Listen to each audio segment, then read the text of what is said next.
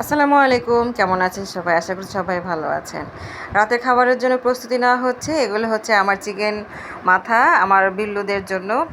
যে ওই বাচ্চারা এগুলো রাতে খাবে এবং সকালে খাবে। আর যেহেতু আমার অনেকগুলো বাচ্চা আছে, আর ওরা এই খাবারটা বেশ পছন্দ করে এখন খেতে, তাই ওদের জন্য প্রতিদিনই এভাবে পাতিল ভরে রান্না করা হয়। তো এখানে 6 কেজি চিকেনের মাথা, আর এই মাথাগুলো রাতের আর সকালের জন্য একবারে রান্না করা হচ্ছে।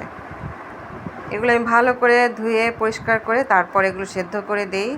একদম ভালো করে যেন সেদ্ধ হয়, ওদের খেতে জন্য সুবিধা হয় সেরকম করে। তো এখন তো রান্না শেষ। তো এই যে আমার বাচ্চারা খেতে বসে গেছে, সবাই দেখেন কি অবস্থা, অস্থির হয়ে আছে সব বাচ্চারা। আরও একদল আছে, ওরা হচ্ছে অন্য ঘরে, কারণ এদের সাথে ঝগড়া লাগে, মারামারি, সেই খুবই খারাপ অবস্থা হয়ে যায়। তো আলাদা আলাদা করে রাখা হয়েছে। ওদের জন্য দেব এক প্লেটে, মানে এক শ্রেণীতে, আর ওদের বাচ্চাদের দেবো আরেক শ্রেণীতে। সব আলাদা আলাদা করে দিতে হয়। তো আমার সিম্বা বসে আছে, সিম্বার শরীরটা খারাপ, অনেকটাই খারাপ। তোকে নিয়ে তো খুব দৌড়াদৌড়ি করা হচ্ছে। সবাই দোয়া করবেন যেন আমার বাচ্চা সবাই ভালো থাকে। আল্লাহ হাফেজ।